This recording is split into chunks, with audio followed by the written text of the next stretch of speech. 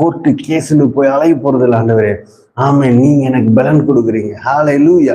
நான் வாக்குவாதம் பண்ண தேவையில்லை, எனக்கு நீங்க பலன் கொடுக்குறீங்க. நான் சண்டை போட தேவையில்லை, எனக்கு பலன் கொடுக்குறீங்க. ஆமென். ஹல்லேலூயா, ஹல்லேலூயா. என்னுடைய பலத்தை பார்த்து அவர்கள் அடங்கி போவார்கள். அதாவது நான் பக்கத்து வீட்டுக்காரங்களோ எதிர்த்து வீட்டுக்காரங்களோ உங்களுக்கு சண்டை போட்டு, நான் அவங்கள பத்தி நான் சொல்லலை.